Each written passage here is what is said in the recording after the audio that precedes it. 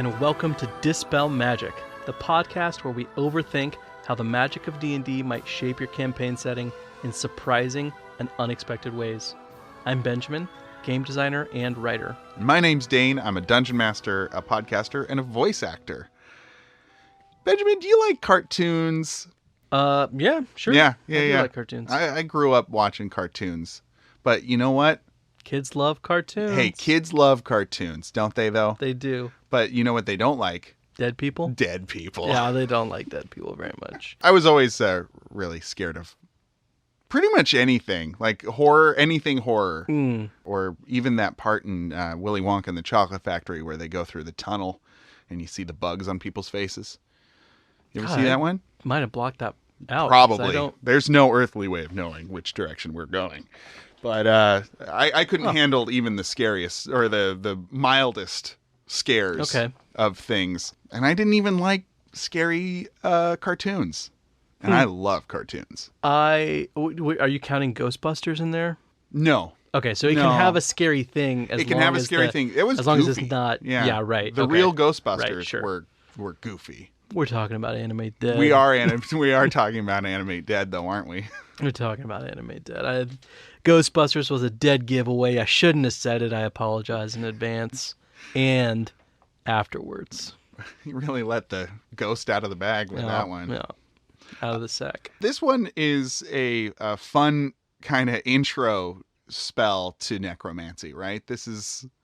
Yeah, it's a weird spot because it's a third level necromancy spell, but it's also the first time if you're trying to play a necromancer that you actually get to do any necromancy.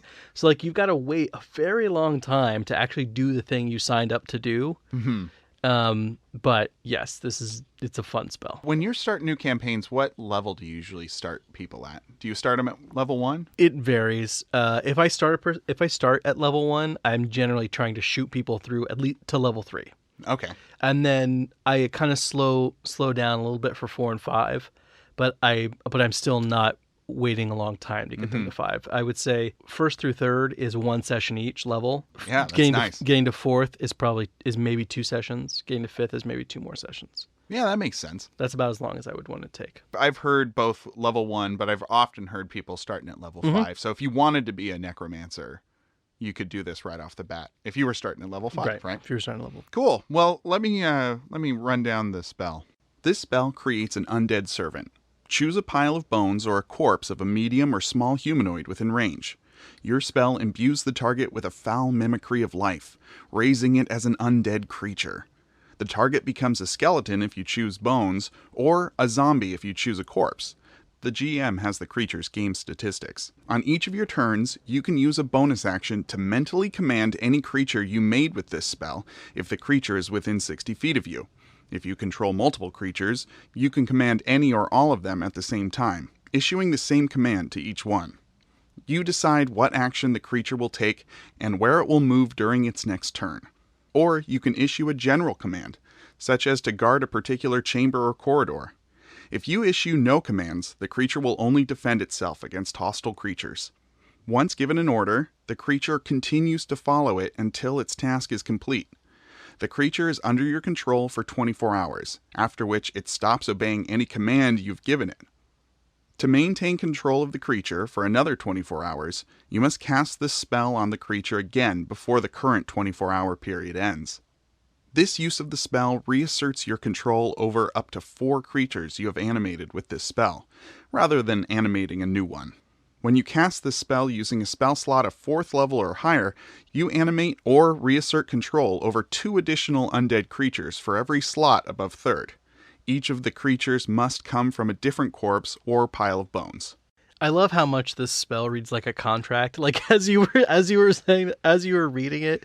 Therefore, if you cast a spell within the 24-hour period, you reassert control for an additional 24-hour period. The subject of this spell will for herein be referred to as the undead. Right. That's good spelling. Hey, that's some good spelling right there. The expected uses of this spell are just to create gross minions for yourself. I mean, it's boilerplate necromancy. It's boilerplate necromancy. And really, there's no other reason. I mean, Yeah. that's what you do with the spell, is you create gross minions. I mean, like, that's just, it's Medium or small minions? disgusting. Yeah, medium or small minions, which brings us lurching into our next topic, which is unexpected outcomes. Like a hand coming out of the ground, unexpected. Right. Or a corpse shuffling ever closer to its next flesh feast. An extremely weird limitation of the spell is that it only affects medium and small creatures. Right. Right? So, I mean, that makes sense because in the player's handbook, the humanoid races presented there are all either medium or small. And so they probably wanted to hedge out any weird thing where you made a giant a zombie or made a pixie a skeleton or whatever else. Except for that those things aren't humanoid anyway, so I don't really know why they put the limitation on medium and small. I'm sure they have their reasons. Perhaps they do, but the way it's written makes me think, I wonder if there would then be funeral rites, either alchemy, science, magic, whatever, that are used to make corpses either large or tiny.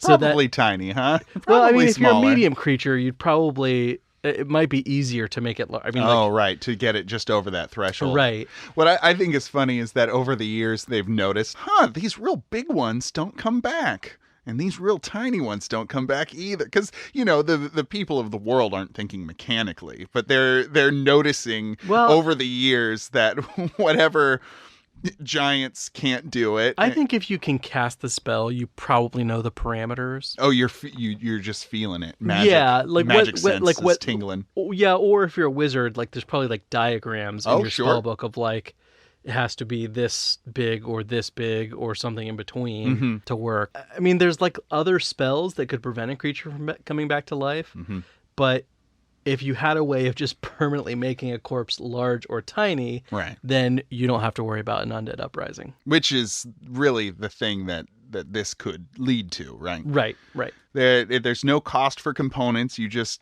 material components are a drop of blood, a piece of flesh, and a pinch of bone dust, which you don't even need if you've got a spellcasting focus, correct? You don't need if you have a spellcasting focus, and you probably don't super need if you're standing over a corpse or a pile of bones, Right. because that's probably right there. It's just right there. Yeah. Don't even need it in your little pouch. No. Have you ever played a material wizard that doesn't have a spellcasting focus? A component pouch? Yeah. I don't know if I have. I've made player options that where the expectation is that you're playing with a component pouch, because I think that's an underused. Yeah, it's a fun. It's part of really it. fun. Spellcasting focuses are so ubiquitous Right. that they don't generally get used. Well, and they're easy to scale up. You got a +1 spellcasting focus. Right. You don't get a +1 components pouch. Yeah. I don't know how it would work, but I do think the existence of the spell would affect funeral rites and how they're performed in terms of just no one wants to see their beloved relation come Shambling back. down the street. Shambling down the street. And I guess you could also, actually, as I'm saying this right now, somehow I'm realizing that the much simpler solution is just to incinerate your departed. Cremate. Yeah, thank you. I knew incinerate was not the right word. Emoliate that body. Obviously, that's much easier than like alchemically making someone large or tiny. I don't know why that's where my brain went. Because it's having fun with the mechanics. And Yeah. and I mean, the idea of having these like shoe boxes of the remains of your, and it's easier to store if you feel like that's needed. So long story short, nobody's probably burying their dead in the worlds of D&D if they can avoid it, because even if this spell is not super common, why would you risk it? Yeah, you don't want to. There's no reason to risk it. Especially if you've got a known necromancer running around. Right. Many episodes ago, we discussed the spell Speak with Dead, which had 2 clauses for what needed to be true about a corpse for you to speak to it. One is that it had to have a mouth, and the other one is that it had to not be undead. Killers who don't care about having undead minions might still learn the spell so that when they kill someone, they can cast the spell, and make them forever ineligible to Be talked to. be talked to. Because at that point, they're in... Oh, wait, no. Speak with Dead works on more than just humanoid corpses. So I guess that's a really weird gray area. Because obviously Speak with Dead won't work while it is undead. But if you kill the undead creature... I was going to bring that up. Then is it the corpse of a humanoid creature or of an undead creature? Is it which forever lifetime, undead? And which lifetime does it remember when you cast the spell cast Speak with Dead on it? I would probably rule it, since this isn't rules as written, there's no clarifying point about this, that whatever it last was. My instinct is the opposite. My instinct is that when you're undead, that's not your real spirit. That's like some like shred up tatters. Was it a foul mimicry? Yeah, a foul mimicry or some like gunk of your spirit, but it's not your actual soul or whatever the D&D equivalent of that is. The thing that comes back when you cast Speak with Dead is some facsimile of your soul. Yeah. I think they say in Speak with Dead that it's the memory of the body. That's true. In which case, I still don't know if that clarifies whether you would be talking to the undead version of the creature or the... Yeah. Well, the two have different motivations. Right. So an undead creature, a skeleton, wants to do what it knew in life, correct? What it did in life. And a zombie wants to eat brains. Right. So neither of those things... I think once you're dead, you don't want to do the things that you did in life. You want to be dead, and then nobody's eating brains unless you're a cannibal. Okay. I guess what I'm saying is this is narrative gray area that you need to rule out as a DM. So there are two components of the spell. So it always creates undead when you cast it, but there are two primary effects that the spell has. One is that it makes a corpse or pile of bones undead.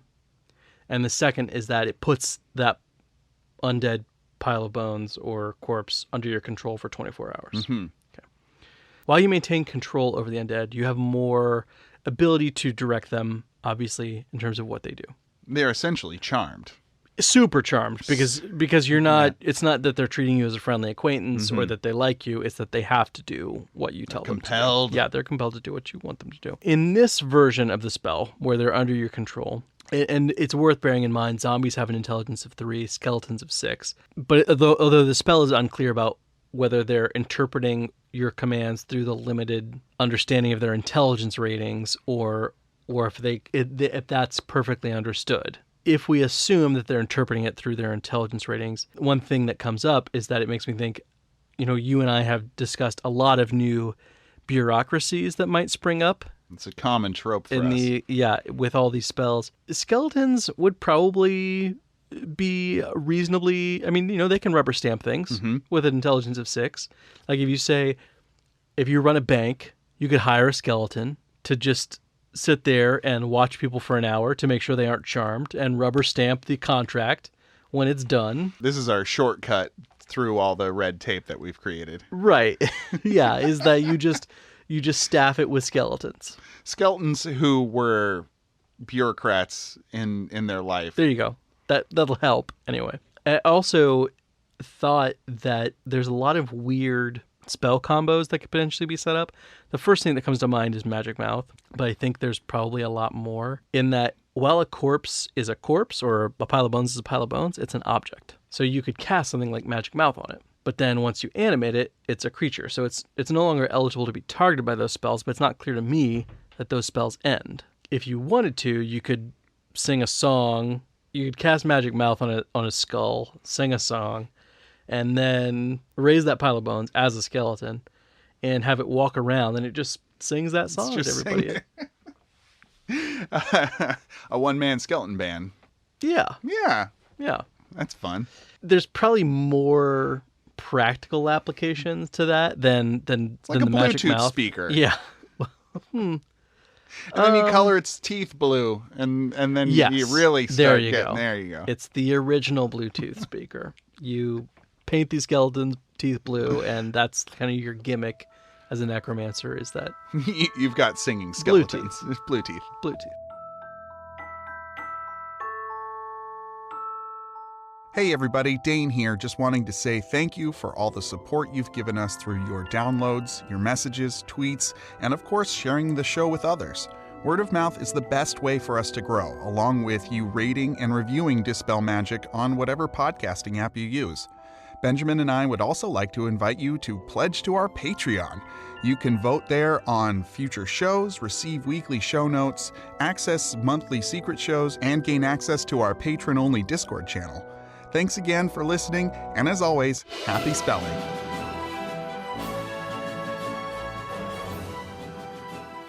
But surprisingly, I actually think that most of the unexpected outcomes of the spell arise more from the fact that you've created a permanent undead creature than what you can do with it while it's under your explicit control. The spell doesn't fade, just your control over it does. So Right. Whoever you've now doomed to be forever undead, lurching around, shambling around. Yeah, that's an important point.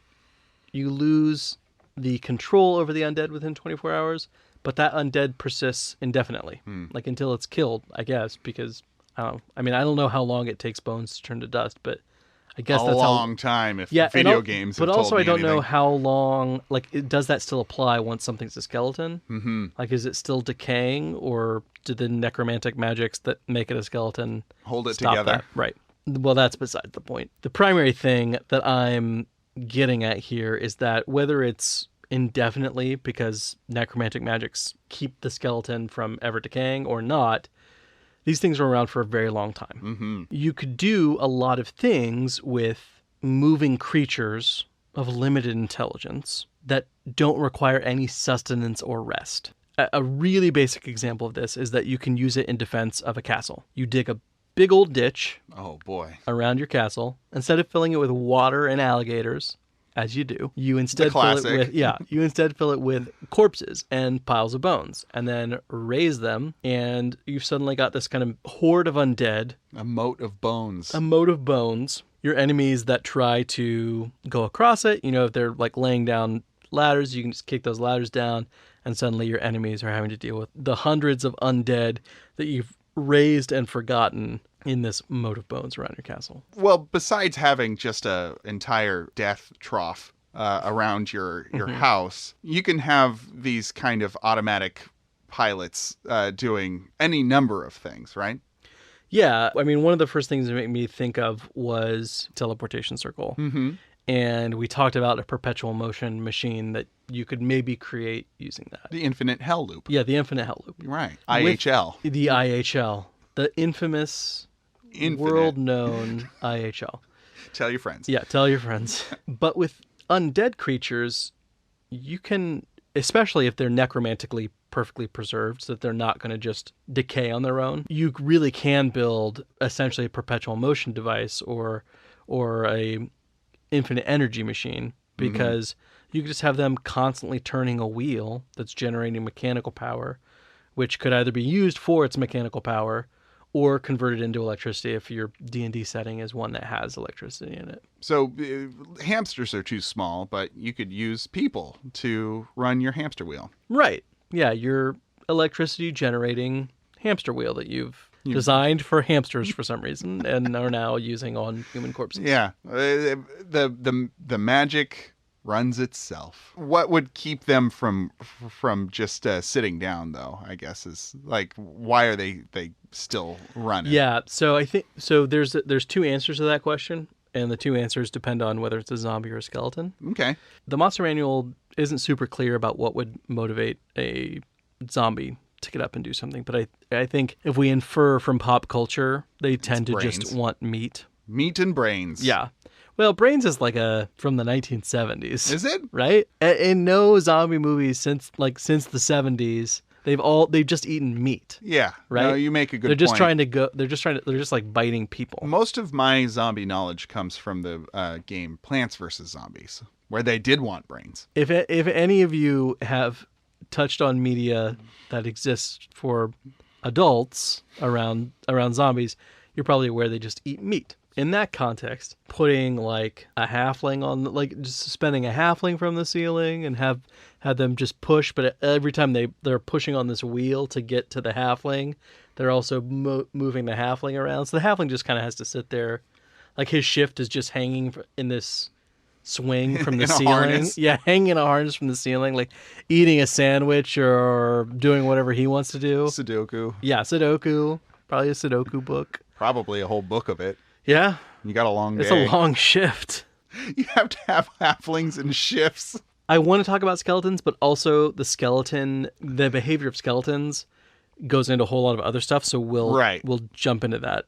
Zombies are pretty straightforward. Yeah, zombies are pretty straightforward. You give them something to eat or to want to go eat, and they're going to do that. Which actually brings me to kind of a broader application to using them as a labor force even when they're not controlled, which is that zombies are not immune to illusions or other kinds of tricks. And so if you could deceive a zombie into, for instance, if you wanted to run a mining operation, if you could deceive a zombie using magic or, I guess, not magic. Yeah, even if you just made a realistic facsimile. Yeah, into believing that they just had to dig out this person and they got to feast, you could probably get them to dig, a decent mine. Whatever you could dig with your bare hands. I guess there's probably a certain amount of packed earth that once you get into... I could see you fitting the zombies with shovel hands.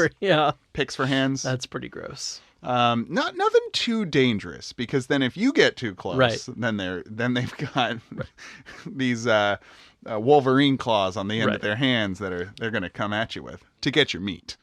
Right, to get to the precious meat that is within you. You want them to mine precious metals, not your precious meat. We're all on the same page. You know who doesn't care about your precious meat? Is it skeletons? It's skeletons. Yeah. Skeletons don't care about your precious meat or anything else, really. You just want to do what they do. The Monster Manual has a very interesting description of what skeletons do when they're not enraged by the presence of the living, which is they do what they did in life. I think this is maybe one of the more interesting parts of this spell is this part of it, that they go back to what they were doing in life. It's the most interesting part of the spell because it's the part that turns this spell from like a curiosity to borderline abuse. I mean, really, you talk about in the notes here, paying somebody to do a repeated task in life so that when they die, right. Yeah. So skeletons will repeat what they did in life in death. This leads to two very disturbing ideas. One of which is that if you have a laborer and it becomes inconvenient to pay them, feed them, house them, whatever, you kill them, you raise them as a skeleton. And even if you don't use the Animate Dead spell to continue to control them, as long as you're not around and they don't have any other living person to direct their hatred of life towards, they'll just keep doing that thing that they were doing in life. That thing they do. This is definitely bringing up fantasy Amazon. Giant, evil fantasy Amazon that has workers for a number of years. And then when those workers pass away, they've got giant bone bleaching fields where, they spread bugs to strip the flesh from the bones or what have you, because they want to get... That's a really good point, because it's not just that they want you to die, it's also that they need the just bones. Be bones. You've got precious meats. Yeah. These workers have precious bones. So true. They got to have facilities that turn you from a corpse or just a run-of-the-mill zombie into these highly trained, focused, skilled bone labor machines. Skeletons. Yeah. And who knows, maybe after your training, then you just happen to die because... In a vat of acid. In a big vat. A vat of flesh-eating acid. Or maybe, people have bug infestations in their homes every day and get all of the meat stripped from them. So... Evil fantasy Amazon is farming their workers for their bones to deliver packages. Like, I don't know if a skeleton was used to intelligence of 6, they can see an address. Yeah, I mean, they would have to. All the living creatures would have to stay out of sight of these. Well, then you've got the undead lanes or underground undead passageways. Okay, sure. Like maybe there's these dumbwaiters where like skeletons are underground delivering packages into a dumbwaiter and you above ground lift it up into your house. And for that to work, you'd need 2 different tunnel systems so that the living ones who are getting used to this in life aren't being attacked by the skeletons. So you've got the training tunnel for the alive ones. Right. And then when they go through the deboning process. Not deboning, defleshing. The defleshing The bones are the precious bones. The defleshing process. Then there's the system of tunnels for the majority of the workforce of evil fantasy Amazon. I do want to point out that evil and Amazon is redundant. We can just say fantasy Amazon and the evil is implied. There's this situation we're talking about where you take labor that needs to be done and you just don't let people stop working after they die. But there's also a situation where you train someone to do something. This is something Dane kind of referenced earlier. You train someone to do something that doesn't really make sense for them to be doing because you want a skeleton to do that job. And so you pay a person to do this thing that maybe isn't practical or sustainable long term. You pay them to do that for a few years so that that becomes their routine, so that then when they die, you can make their skeleton do this is forever. Awful. It is awful. I mean, this is where kind of that water wheel type of situation, you could have skeletons do that without any prompting at all. Like you just pay somebody to spend 8 hours every day turning a wheel, and then you do that long enough, that's their routine. They die under natural or unnatural circumstances. Very naturals. The unfleshing process happens, and then they're back doing the job that they loved. In the cost-benefit analysis of paying a halfling to swing in a harness versus paying somebody to push a wheel, where do you think that falls? I think for sure it's cheaper in the long term to pay somebody to push a wheel, and then they die, and forever it's free labor after that. Right. As opposed to paying that halfling, who's also probably taking a lot of meal breaks. Yeah. You know? Just things that living bodies have to do. Right. Ugh. Right. A lot of napping, though, in that harness, maybe. Yeah, a lot of napping. I mean... Just fill them up with some sandwiches. Regardless, you're paying that halfling every day to show up to work. True. And that's for as long as you want those zombies to do what they're doing. And if you turn that halfling into a skeleton, then it would just be hanging in a harness, and you don't need any skeletons to be hanging in harnesses. Yeah, I don't think that's not productive for anyone. Think zombies want to eat skeletons. And zombies definitely don't want to eat skeletons unless it was a zombie dog, and they're going after those sweet bones. Once again, but Animate Dead does not target beasts. So foiled again. Gotcha. You got me. This, I think, is the big impact of Animate Dead on a setting, is that it creates skeletons, and skeletons do whatever they did in life. The only thing that prevents them from doing what they did in life is seeing a living creature. So you can create these huge labor forces of skeletons. Secluded labor forces. Secluded, that are doing farming, that are doing, I guess, delivering packages, that are mining. You could even probably get like skeletal armorers. I mean, you know. Just churning out shields. Churning out that stuff. And then all you have to do is have somebody who can turn invisible for some length of time, go through and collect all the things that have been made, bring them back, and you've just got a ton of essentially free labor. Yikes. Yeah. That's grim. Yeah, I'm picturing so in plant growth we talked about doubling the output of farmland. This eliminates the need for labor at all in farming. Just get rid of all your farmers, strip them of their good bones, and... No, flesh, Dane. The bones are the important part. Strip out their bones. You are going to be kicked out of necromancer school like day 2 because you just keep on... Mixing up my fleshes and bones. Doing your yuck gig. Yeah. Whoops. I took out all the bones again. Yeah. Threw them out back. People are going to be wondering how you managed to keep all the flesh intact, but stripped all the bones out. I call this my wiggle worm. That would be very gross. So That gross. would be the worst. Can undead you type. animate a corpse without bones? Yeah. What A deboned corpse. have I done? No. Not a cartoon I want to watch. No. Not appropriate for most cartoons. No. Well, if you have any terrible, terrible ideas for Animate Dead, hopefully that don't involve deboning, you can tweet them at Dispel Magic Pod on Twitter.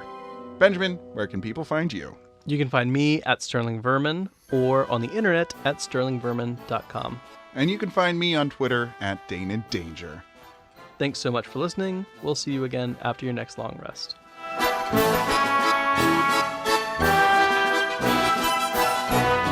We hope you've enjoyed this episode of Dispel Magic. If this has inspired any ideas for your game, or you have another take on today's topic, please let us know on Twitter at Dispel Magic Pod. You can find Benjamin at Sterling Vermin and Dane at Dane in Danger. Thank you to Slim Mittens for our cover art, produced by Benjamin Huffman, produced and edited by Dane Fox-McGraw.